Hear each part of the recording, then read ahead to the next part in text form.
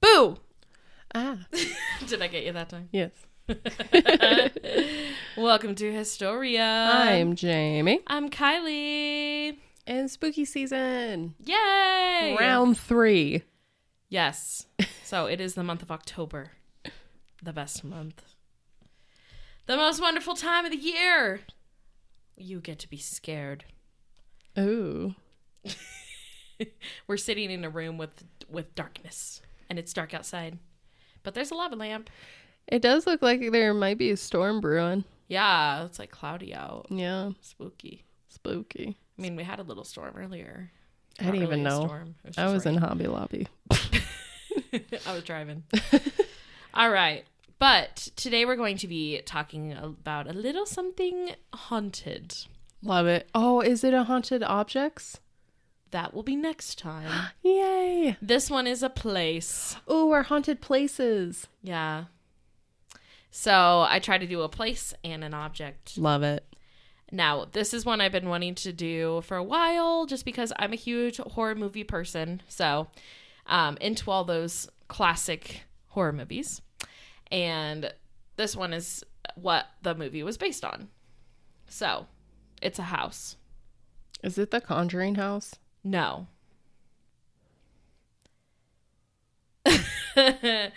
Today we're talking about the Amityville horror. Oh. Yes. We haven't talked about this? No. Did we?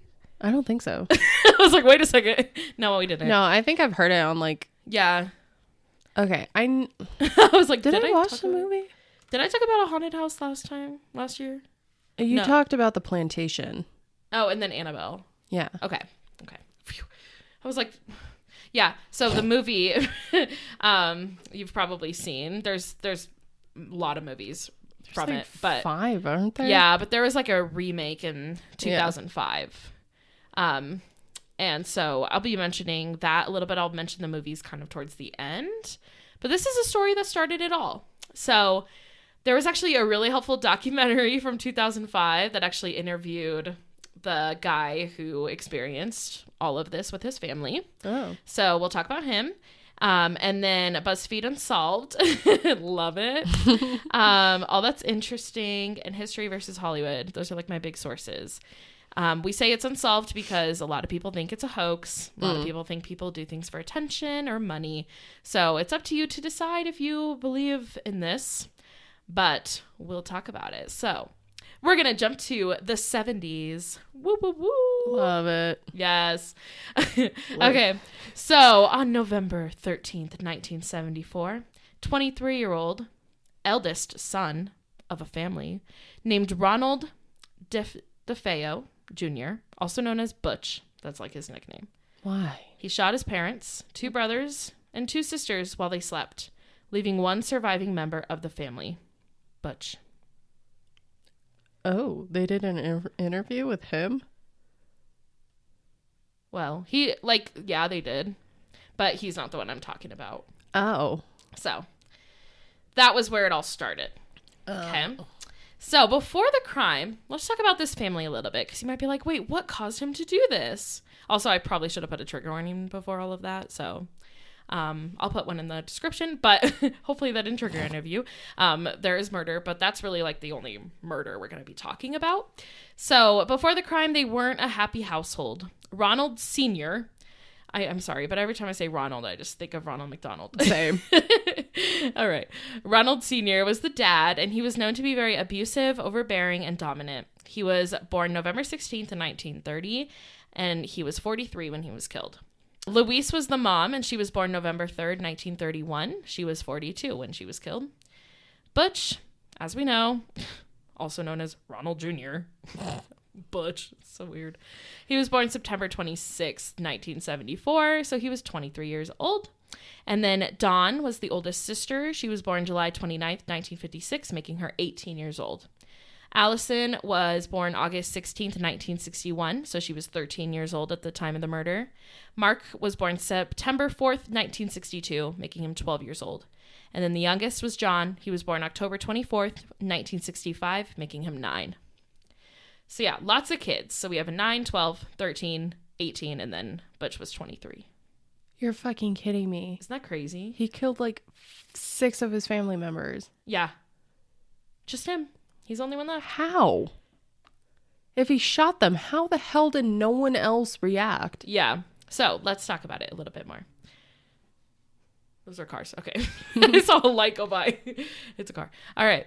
The family owned an auto body shop, and Butch was employed there, but spent most of his time at the bars instead of work. Figures. He became addicted to drugs and alcohol and started becoming more of a violent person. Mm-hmm. One time he pulled a gun on his dad, and other times he would lash out on his family. So they just noticed that, like, the older he got, the more violent he would get. Probably should get him help, but... That's terrifying. They're also dealing with their father, who is also a piece of shit. Like, well, he probably, like, kind of rubbed off on him. Exactly. Yeah. So he snapped early in the morning that November day and went room to room murdering his family in the early hours. It happened in a total of 15 minutes. Holy shit. And when the bodies were discovered, they found no signs of struggle, and it didn't seem like the gunshots woke up any of the other family members to try to get away. How the hell does that happen? I don't know. When they found the gun, they found the rifle, there was no silencer. So everyone's just like, wait, what? The bodies were found face down on their beds, and he positioned them that way, is what we're thinking, because they're all positioned the exact same way. Oh my God. Yeah. And none of the neighbors reported any gunshots. They didn't hear anything. The only thing that was reported that one of them heard was the dog was freaking out around like 4 a.m. So it was like 30 minutes later. Oh my God. Yeah. So they heard the dog barking like crazy. But once word got out that these murders happened in this house, there was no doubt that anyone had that it was Butch. Like, they knew for sure it was him. Yeah. Because everybody knew he was crazy. Yeah. And so, especially when they found out he was the only one that survived, they're like, come on. Literally. It's him. Like, It was pretty obvious. But after the murders, Butch took a bath, got ready for work, and reported the murder, saying he discovered the scene when he got home. Yeah. A lot of people do think it was Dawn, because Dawn was also crazy a little bit. So she also kind of had the same tendencies. Mm-hmm. She's the oldest sister. She's 18. And she was very similar to him. They were kind of like two peas in a pod and did a lot of things together. So a lot of people think maybe Dawn started it and then he finished it up, and he was angry at her for killing some of the family members. So he killed her because her body actually looked the worst. Her entire head was blown up. Like, oh my God. Yeah. So a lot of people think that maybe he did that because he was angry at her for killing everyone. But I'm like, I don't know. Because a lot of people think that it couldn't have been him by himself with the way that he had to move the bodies. And like, how are you going to get people not to run out of their rooms, run out of the house? And they only found one gun? Yeah. I mean, even if they both were like murdering at the same time, there would have to be more than one weapon. Exactly. And that's what people think too, is there was another weapon involved, but there weren't any other like marks on their body to show that there was like a knife or anything. Yeah. So it's just kind of like, who knows? But like, maybe he started with his parents. Yeah. And the other 2 kids or 3 kids woke up, and she probably was like, hey, no, calm down. And then he came in, and then she was like, okay, here you go. That would make sense. I feel like it had to have started with the parents. Yeah. Otherwise, the mom or the dad would have, like, even though the dad's POS, he probably would have still wanted to protect his kid. Yeah, like, overpowered him, like, because he probably didn't want to die. That would probably be the only reason. Right. But yeah, it is really interesting. But once they said the Dawn thing, I was like, okay, that makes a lot more sense. Mm-hmm. I'm sure I don't want to say that she had a part in it. Yeah. She didn't, but there's a possibility that she did. Mm-hmm. So, but his first story, when he first talked to the cops, he said that there was a mafia hitman with 2 accomplices that barged into his room. And then they showed up and they put a gun to his head and forced him to kill his family. That was his story. Wow. And everyone was just like, dude, we know it was you. Can you just be honest? And he's like, fine.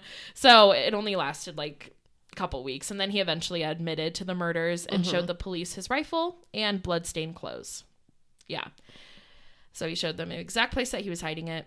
And he stated in his confession that once he started, he couldn't stop. So, I mean, he never mentions anyone else. Yeah. So, but he said he was hearing voices to kill his family, but a psychologist argued against it and diagnosed him with antisocial personality disorder. He wasn't possessed or hearing voices. He honestly thought that killing his family was okay. There was not a part of him that really felt guilty about it. Yeah. Which makes it pretty obvious that, no, it wasn't these voices telling you to do it because you don't seem to be affected by it. Yeah. If it was like you were really feeling possessed or something was pulling you to do it, the guilt that you would feel afterwards when you're back into your regular body and your regular spirit, like, you would feel guilty. Yeah. Like, that's not a good excuse. So, yeah, that didn't last long. The psychologist was like, nah, he has a lot of mental things that he needs to work on. Yeah. So, yeah. He was convicted to 6 counts of murder and had to face 6 consecutive life terms. Jeez. Yeah. So he served in New York until he died on March 12th, 2021. Damn. At age 69. Yeah. 2 years ago. Dang. Yeah. So, yeah, like I said, there could be the second killer, but there was never anyone ever caught. He never mentioned anyone. So let's fast forward a year later. The house is still there. They've cleaned it up. It's no longer a crime scene. It's back on the market. Oh, God. So a year after the murders, the Lutz family moves in. Now, they don't really mention the kids' names or anything. I think they kind of keep the kids private. Oh, they have to. Yeah. If they're underage. For sure. So we know the parents are George and Kathy, and then they talk about one daughter, Missy, but they don't talk about like any of the other kids, but they did have other kids. Mm-hmm. So they were searching for a home and came across the DeFeo home. They supposedly didn't know that it was the DeFeo home at the time, but I kind of feel like it was pretty public. Yeah. Especially with like the whole neighborhood talking about it. But, it is a new area and it's not like what we see today where it would be all over the tabloids. Yeah. You can find a criminal, like a serial killer's house immediately, like where they lived and find their address. But like back then it was a little bit trickier. They didn't have the internet. Right. And you didn't have to disclose a lot of information. Yeah. So they didn't know. They went to go check it out and the house was over budget, but they found themselves captivated by the home. It is a really beautiful house. It's huge. They had 6 bedrooms. They had a pool, a boathouse leading to the Amityville River. So It was just like, it was a prime location to have like a nice big family. And even after being informed about the murders, they decided to buy the house. Damn. Don't do that. If there were murders in a house, do not live there. Especially that many. Yes. As like an angry vibe. Yeah, it's one thing for like an old person to die in a house. Yeah. But it's another thing for murders to take place. Brutal murder. Yeah, brutal murders of an entire family. Don't do that. You're going to be moving out within a couple months. Okay. Yeah. It's been proven time and time again. But yet we still do it. So don't. I saw that JonBenet Ramsey's house was up for like the first time in years. Oh, really? Yeah, they didn't have it on the market for so long. And it was like $7 million, because it's in Boulder, I think. Yeah. So you never look into houses before you buy them. So, yeah. They purchased it for $80,000, and the reason why they kind of dismissed the murders was because they're like, it's a house. It doesn't have memories. It's not going to hold them there. Mm-hmm. So they really weren't nervous about it. But within the first hour of living there, their dog tried to hang itself, like literally outside. Oh, my God. Yeah, it tried to hang itself on a fence. Okay, so there's the first thing happening. George Lutz was once an active businessman, but his personality changed after moving into the house. He started to become super cranky, and honestly, the entire family started to change in a lot of different ways. But George would wake up at 3:15 a.m. every single night and not able to go back to sleep. This was the time that the murders took place. Oh, God. Yeah. Okay, so one night his 5-year-old daughter, Missy, was standing by her bedroom window, and there was an outline of a pig's face with red eyes standing behind her. He ran to her room and found her sound asleep. She then began talking about a new friend that she would play with, and it was a pig named Jody. What? Yeah. Yeah. Like an actual pig? Yeah. Who doesn't just, see a pig in their house? Jesus. Okay, so... And then one night, George looked over at Kathy in bed, and she looked like a 90-year-old woman. She was randomly aging, and, it just didn't look like her face at all. Mm-hmm. And she looked like a whole other person, and her mother even noticed this, too, when they were visiting her. So, she was, aging quickly. Now, lots of strange things were happening around the house. There were doors that were ripped off the hinges. There was a room full of flies midwinter. That was actually Dawn's room. Oh, God. Yeah, they were told not to go in there. So there were a ton of flies coming out of that room. And there were footprints outside their door with, green slime on the walls and a room in the basement randomly appearing that was not there when they moved in. This room was painted red. And it was big enough for 2 people to sit down in. And it was not there when they moved in. It also smelled really bad. The family dog was terrified to go into the room, which was unlike him because, it's a dog and they're usually not scared of a room for no reason. So they could tell something was up in there. One night, George heard a band playing downstairs. And when he went down, nobody was there, but the rug was rolled up and the furniture had been pushed to the side. It was almost as if they were trying to create a dance floor. Yeah. So, of course, they're going to hire a priest after all these things happen. It's so random. I know. But I think of a haunted mansion and they're all dancing. Of course, they're going to hire a priest. And the priest who came by also experienced weird events and started getting random illnesses after trying to help them out. The first time he tried to bless the house, he felt a spirit in Dawn's old room. And it literally told him to get out. And so he was like, okay. And he ran away. Oh, God. So they ended up closing that door and not going in there, especially after the fly situation. Jay Anson was writing a book about the house titled The Amityville Horror. And he met with the priest and decided to write the book. So at first he's kind of I heard about these murders taking place. Mm-hmm. Is there anything weird going on? Obviously, this is an author who wants to make it. Yep.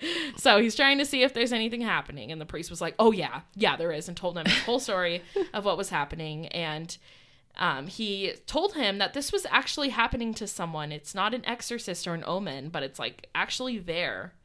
And it's living there. It's not living through anybody. It's living there. So that's what makes it a little bit different than other stories we hear about. What? Yeah. So on January 14th, 1976, the Lutzes packed their bags after living there for 28 days. They left a lot of their items behind and never returned again. They weren't planning to leave forever, and they won't talk about what happened, but something led them to leaving that night. Yeah. So a lot of people are skeptical because George, he's the one that I was watching the interview for in 2005 when the new movie came out.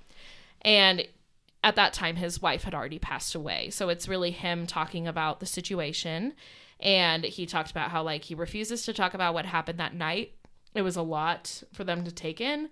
And they were basically, forces kind of causing them to leave. Yeah. Forcing them to.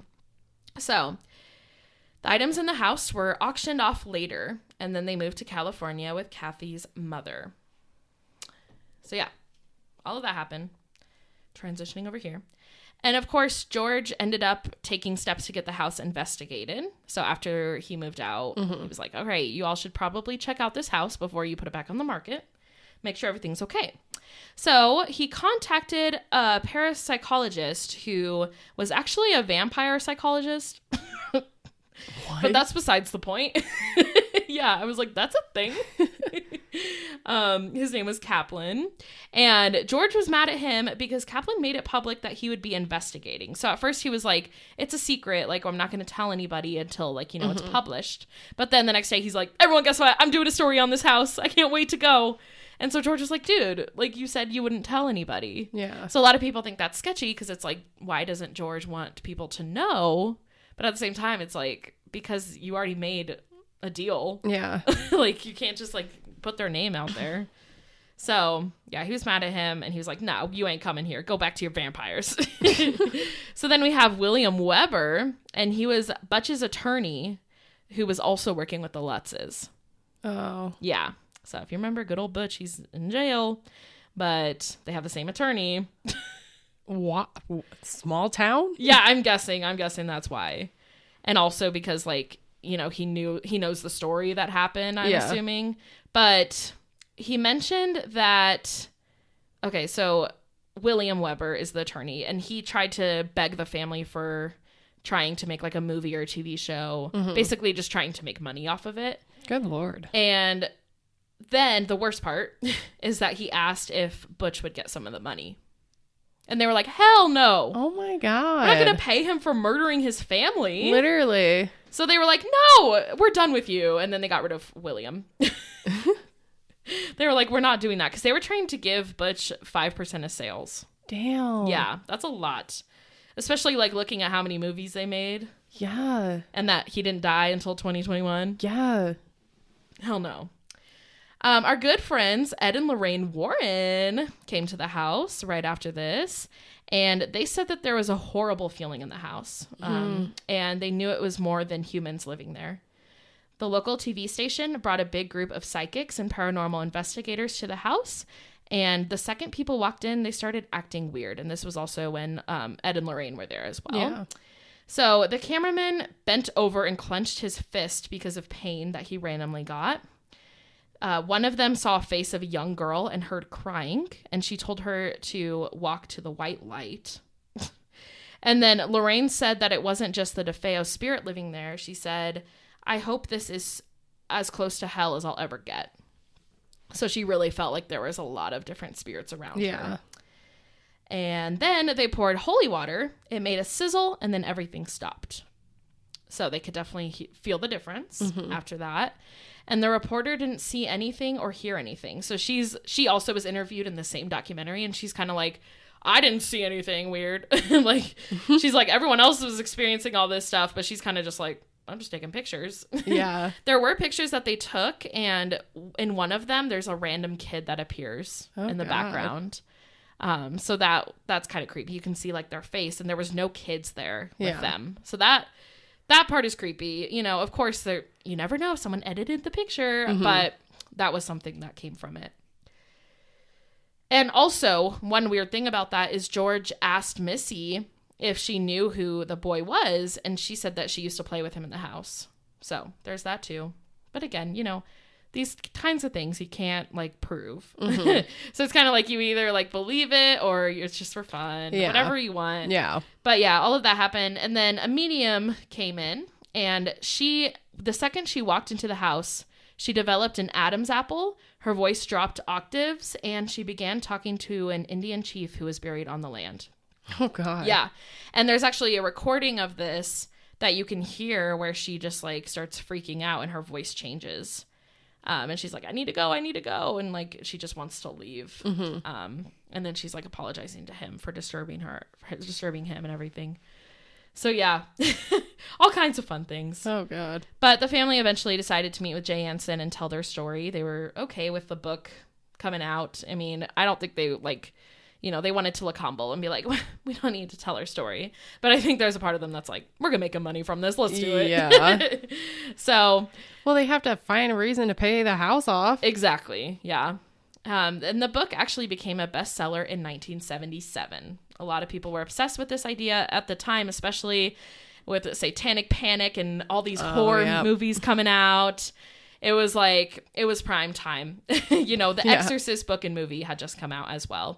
I think a lot of people were fascinated with the idea of a house being scary because like your house is supposed to be your safe place. Yep. And so it was like that idea of like, oh my God, what could happen? Which I totally get because I'm a huge horror fan. And it's just like a fun little feeling. I don't know. It's also like, who knows what actually happened. But yeah, so that's why the book was a bestseller. And The Exorcist came out and people were watching that movie. That was like the scariest shit that's ever happened. So people were terrified by that movie.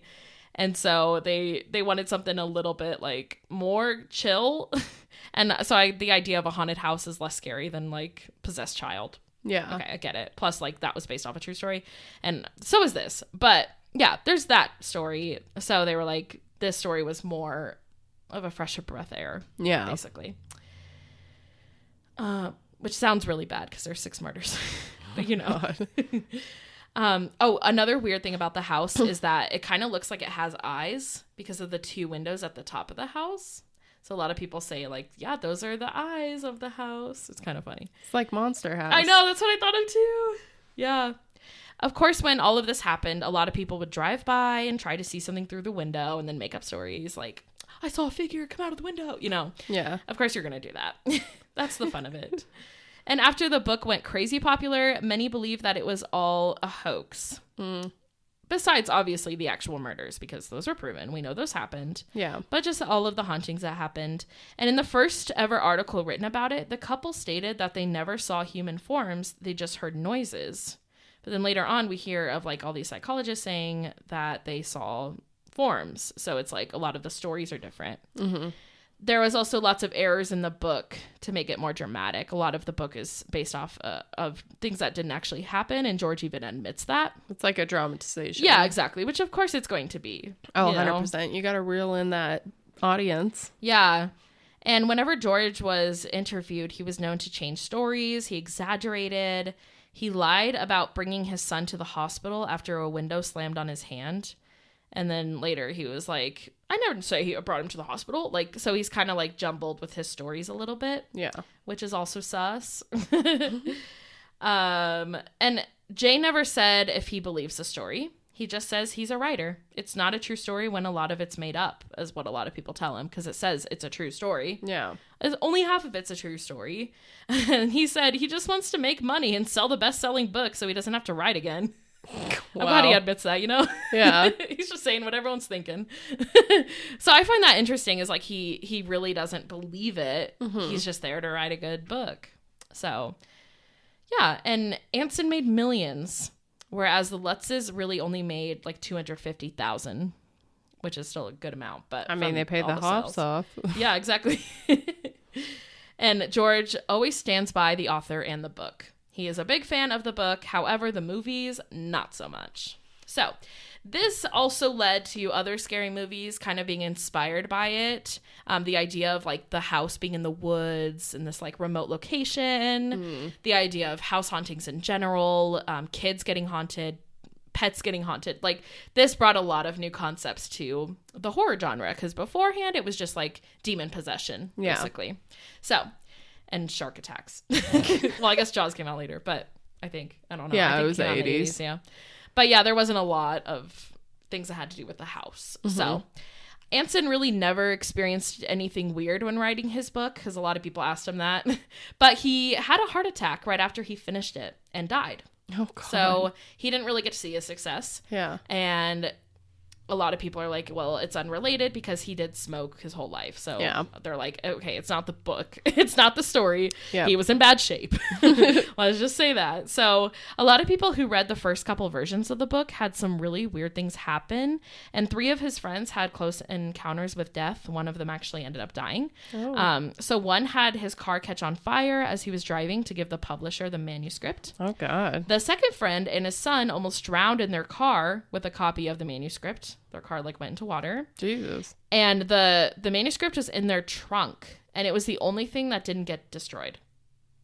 So that's sus. And then the third friend actually died in a fire the night that she received the first couple chapters of the book to read, and the manuscript was found in perfect condition while everything else was burnt.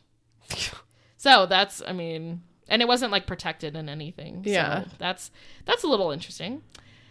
So, like I mentioned, there are several film adaptations of the story. We had the first one in 1979. And then they have a bunch of stories that come out of that people made, but then they remade it in 2005, which is what led to this interview happening. Ryan Reynolds plays George. What? I've only seen the 79 version. I haven't seen 2005, so I plan to watch that this Halloween. That's interesting. But yeah. George absolutely hated the movie in 1979, and he actually ended up suing MGM. Yeah. You could have just asked for some money. Literally. So maybe that's why he sued, because they weren't giving him money. I don't know. But both films are slightly different than the book to make them scarier. Mm-hmm. They even added like the concept of a babysitter, you know, getting haunted and like having to protect the kids and shit. Yeah. Wow. I think she dies in one of them, but in the 1979 version, it follows Butch's words of believing that he heard voices before the murders. So they kind of show like the family and everything, and they show Butch talking about it, and he's like, yeah, I heard voices. So they follow that idea of like, oh, you might hear voices throughout the house. In the 2005 version, the family ghosts haunted them rather than it being the house. So the actual people who died in the house were there, like, instead of it just being like the house is haunted. The priest heard the words "get out" and experienced flu-like symptoms in real life, as we know, and that was also written in the book. But in the movies, there's weird things that happens to him. In one of them, he goes blind by getting attacked by flies. Oh. Yeah. There have been no other accounts of weird things happening in the house since. The house has been owned by 3 families since the Lutzes and nothing. So there's that, which is a big reason why people don't believe them. Yeah. Because, like, why has there not been anything else? But again, there was that holy water, so yeah, could have done it, you know? Could have done it. And, you know, all of the, like, the medium trying to contact them, like, maybe she just needed to talk to the Indian chief, and we're good. Yeah. So, I mean, that really could have been a big part of that, or there could have been nothing the whole time. But I feel like with the things that they've mentioned, you know, and especially as we know, if something's buried on top of something, there is possibility of that happening. And then, of course, the brutal murders, there had to have been something, I personally think. But yeah, the address was changed after the Lutzes moved out, of course, to have privacy. Yeah. We don't need people mailing you things and shit and coming to your house all the time. And it was the last on the market in 2016, and it sold for $605,000. That's wild. In 2017. People live in it today as we speak, and it has been renovated and remodeled, so it doesn't look the same anymore at all. Ooh. Yeah. Kathy died in 2004. That was George's wife, from a respiratory disease that aged her 30 years. So if you remember, when they were living in the house, she looked like she was aging. She ended up getting a respiratory disease that made her age. So, I mean, that might explain it, but also, like, she was aging quick. Yeah. So when she died, she looked like she was, like, 100. Yeah. No. And then, of course, the new movie came out in 2005. George was interviewed, and then George died in 2006. Damn. Yeah. So many think that they planned the whole thing so that they could just make money and kind of form it all, knowing that the house was the DeFeo house. But of course, you never know the truth. Yeah. And I think, you know, there could be something there. So that is the Amityville Horror. Ooh, spooky. Yeah, I need to watch the movies again. Not all of them. I don't think I've watched any of them. I really like the classic horror movies. Oh, yeah. Like, I've watched all of those, but I haven't watched all the new ones. Yeah. Because I prefer, like, 70s, 80s. I think it's fun. Oh, the slasher films. Yeah. They're great. I love They're those. so cheesy. So I need to watch the 2005 version. But maybe I'll watch both of them and I'll update y'all. Yeah. On those movies. So, yeah, there you go. I've always wondered, like, the true story behind it. And I also was curious if, like, anyone lived there still or if there's been any other things. But really, that's about it. So, yeah. There you go. I dig it. I gotta read the book now. Ooh. I don't read. Aw. But it seems interesting. Wow. So there's your little spooky story Yay. for the week. Don't visit it. It is not a place to visit. It is somebody's house. Literally. Don't go there. Don't be obsessive. I wonder how many people drive by their house and take pictures and shit. Like, oh, 100%. Yeah. That's so weird. It is very weird. And even though they remodeled it, of course, people are still going to know the location. Exactly. So, kind of sad. But Oh. I hope whoever's living there is doing great with all their kids and everything. And if they don't have kids, that's great too. But I hope they're loving their house. Literally. And I hope nothing else happens there. So there you go. Where can you find us? You can find us on Instagram and TikTok at History of the Podcast. You can also Gmail us. I said it again. You can also email us at historyofthepodcast@gmail.com. I used to use Gmail as a verb all the time. Be like, you can Gmail us in our first episode. So I'm doing that again, apparently. But yeah, feel free to email us if you have any topic requests or comments, stories you want to share, especially for spooky season. Yes, we're interested. Definitely. Mm-hmm. All right. We'll talk to you next time. Bye. Bye.